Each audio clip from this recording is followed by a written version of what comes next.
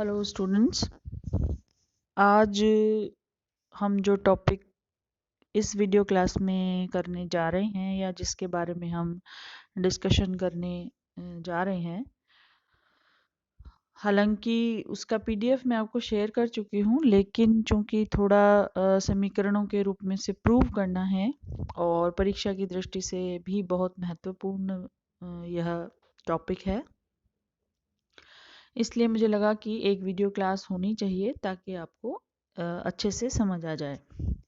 तो टॉपिक है हमारा निवेश गुणक, जिसमें हमने दोनों तरह के सिंपल मल्टीप्लायर जिसे हम स्थैतिक गुणक कहते हैं और एक होता है जटिल मल्टीप्लायर या जिसको हम डायनेमिक मल्टीप्लायर भी कहते हैं। स्थैतिक और डायनेमिक दोनों का अंतर यह है कि जब हम किसी भी तरह की परिवर्तन को स्थिर मान लेते हैं और फिर किसी मॉडल पर अध्ययन करते हैं, जिन भी चरों के आपसी संबंधों के बारे में जानना चाहते हैं, उसमें हम अन्य बातें समान रहे या कुछ ऐसे परिवर्तनशील चरों को स्थिर मान लेते हैं जो कि दीर्घकाल में स्थिर नहीं रहते हैं या परिवर्तित हो जाते हैं, लेकिन जब हम उनको स्थिर मानकर अध्ययन करते हैं तो वह स्थैतिक अध्ययन कहलाता है। जब हम उन चरों को परिवर्तनशील मानकर अध्ययन करते हैं तो वह डायनेमिक मॉडल बन जाता है।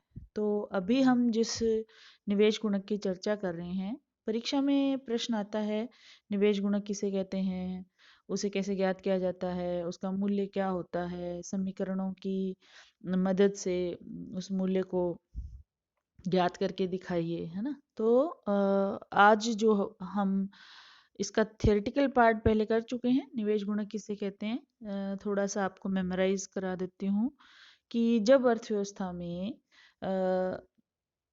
मंदी आ रही होती है, उस समय के अर्थशास्त्र का अध्ययन जो है Keynes, JM Keynes, John Maynard Keynes करते हैं।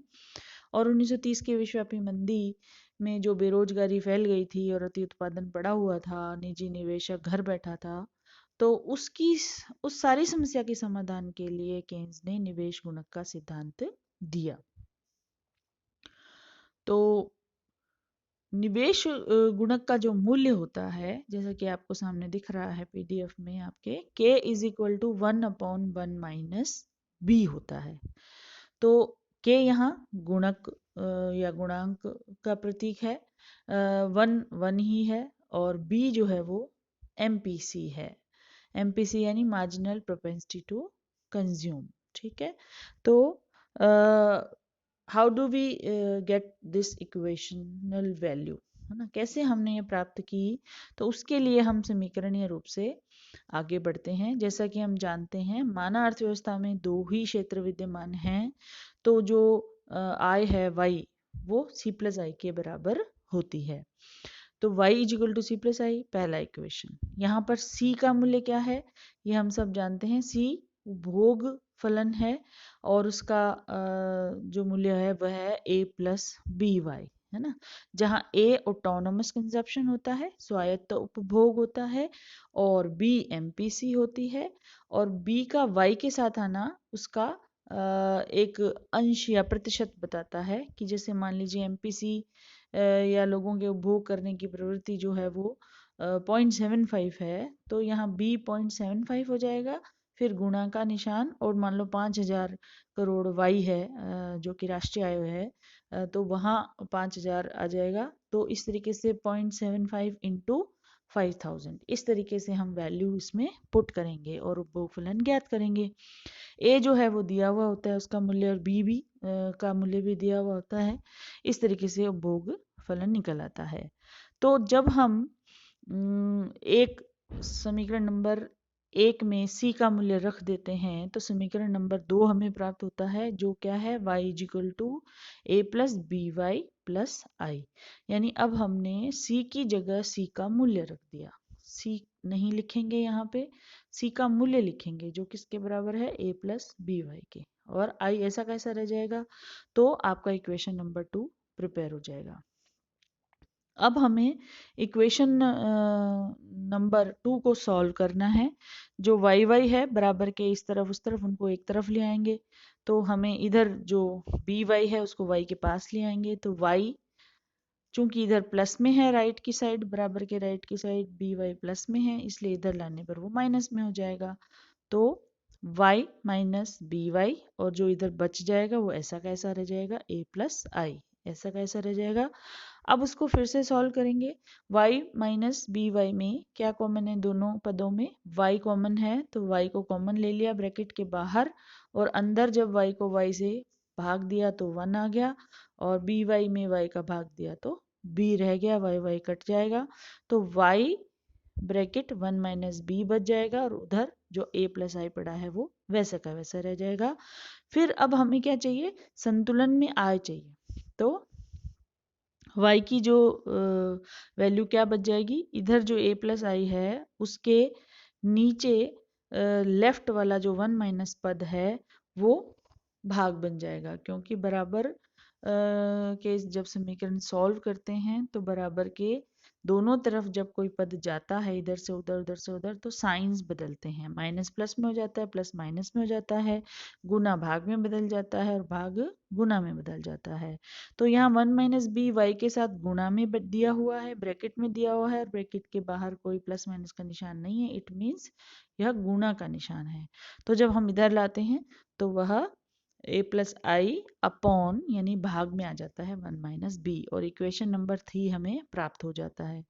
तो इस तरीके से पहली जो संतुलन आय है वो हमें प्राप्त हो जाती है इक्वेशन नंबर 3 के रूप में। लेकिन जब हम अर्थव्यवस्था में निवेश का स्तर, केन्स कहते हैं कि स्वायत्त निवेश का स्तर बढ़ाते हैं, क्योंकि ये जो इन्वेस्टमेंट मल्टीप्लायर है उसमें जो निवेश है वो स्वायत्त निवेश का ही प्रतीक है। तो जब इसको बढ़ाते हैं तो आई के इंक्रीज होने से जो इक्वेशन है वो आई का वो बदलकर आई प्लस डेल्टा आई हो जाता है। फिर हम वापस आई प्लस डेल्टा आई के साथ नया इक्वेशन लिख रहे हैं, तो वो बन जाता है y is equal to C plus I plus delta I. अब संतुलन में आए, निवेश में परिवर्तन के बाद क्या हो गई है, y is equal to C plus I plus delta I. तो इस तरीके से अगेन c की वैल्यू लिख लेते हैं a प्लस बी वाई, और वापस c की जगह से की वैल्यू लिख देते हैं y is equal to a plus B Y plus I plus delta I, है ना, और इक्वेशन नंबर 5 हमारे पास आ जाता है। अब हम इक्वेशन नंबर 5 को वैसे की वैसे ही सॉल्व करेंगे जैसे हमने पीछे सॉल्व किया था।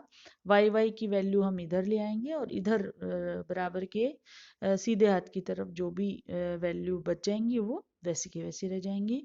तो again by solving it, Y minus B Y इधर आके माइनस बन गया, is equal to A plus I plus delta I right side रह गया।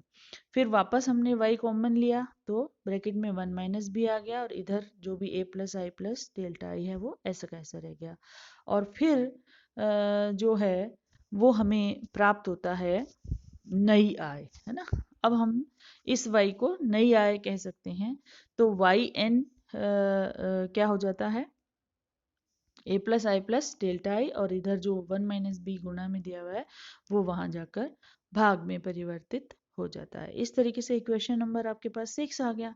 तो परिवर्तित आय के बाद y का इक्वेशन आ गया आपके पास, और पुरानी आय के बाद y का इक्वेशन आ गया। तो इक्वेशन नंबर 6 में से इक्वेशन नंबर 3 माइनस करने पर, यानी कि नई आय में से पुरानी आय घटाने पर हमें क्या प्राप्त होता है, वो सॉल्व जो है वो सॉल्यूशन जो है वो आपको आगे दिया हुआ है। Y N minus Y is equal to A plus I plus delta I upon 1 minus B, equation number 6 as it is लिख दिया हमने, और माइनस का साइन लगा के इक्वेशन नंबर 3 जो था वो भी 3 देखिए यहाँ था, है ना, वो भी ऐसा कैसा लिख दिया। और दोनों में से जब हम घटाया तो आप देख लीजिए आगे, वाई एन माइनस वाई तो डेल्टा वाई हो गया, नई चेंज आई जो है, और इधर बच गया A plus I plus delta I. चूंकि A plus I upon 1 minus B जो माइनस के राइट साइड लिखा हुआ है, चूंकि ये माइनस में है इसलिए जब हमने इसको सॉल्व किया तो ए भी माइनस का हो गया और आई भी माइनस का हो गया। तो हमारे पास जो वैल्यू आ गई वो है A plus I plus delta I minus A minus I upon 1 minus B. अब जो प्लस माइनस के सेम सेम है वो एक दूसरे से कट जाएंगे, ए कट गया, आई कट गया, जो बच गया वो है डेल्टा आई और नीचे बच गया 1 माइनस बी और बराबर के लेफ्ट साइड बच गया डेल्टा वाई। अब जो आपकी डेल्टा वाई है वो क्या बन गई, delta I upon 1 minus B. हम क्या निकालने जा रहे हैं, गुणक का मूल्य निकालने जा रहे हैं। गुणक का मूल्य क्या था, 1 अपॉन 1 माइनस बी, वही हम ज्ञात करने जा रहे हैं। तो अब हमारा नेक्स्ट स्टेप होगा कि समीकरण के दोनों तरफ हम डेल्टा आई का भाग देंगे, क्योंकि जो गुणक है के, है ना, शुरुआत में जो इक्वेशन था K is equal to 1 upon 1 minus B, उसमें जो के है वो delta Y by delta I होता है। यानी कि निवेश में परिवर्तन के फलस्वरूप आय में जो परिवर्तन आया है वो गुणक की वजह से आता है। तो delta Y upon delta I निकालने के लिए हमें समीकरण के दोनों तरफ, बराबर के दोनों तरफ भाग देना होगा डेल्टा आई का। तो लेफ्ट साइड हमारे पास आ गया delta Y upon delta I और is equal to right side हमारे पास आ गया डेल्टा आई से कट जाएगा और ऊपर बच जाएगा 1 और नीचे बचेगा 1 माइनस बी। तो अब हमारे पास गुणक का मूल्य के, जो कि delta Y by delta I होता है, उसका मूल्य हमें ज्ञात हो गया, वो आ गया 1 अपॉन 1 माइनस बी। ठीक है, तो यदि हमें परिवर्तित आय निकालनी हो तो इसी फॉर्मूले में से निकालेंगे। यानी हमें सवाल में दिया हुआ हो इनकी वैल्यूज, हमें पूछा जाए डेल्टा वाई ज्ञात कीजिए, तो डेल्टा वाई ज्ञात करने के लिए अब हम क्या करेंगे, राइट साइड जो 1 अपॉन 1 माइनस बी है उसमें जाके डेल्टा आई गुणा में कन्वर्ट हो जाएगा, क्योंकि डेल्टा वाई के नीचे डेल्टा आई भाग में दिया हुआ है, जब उसको बराबर के दूसरी तरफ ले जाएंगे तो वो गुणा बन जाएगा। तो इस तरीके से hence it is proved that k की जो वैल्यू है वो 1 अपॉन 1 माइनस बी होती है। तो आज के लिए हम इतना ही करेंगे। नेक्स्ट क्लास जो है वो आपकी इसी को हम आगे बढ़ाएंगे। तब तक के लिए थैंक्स।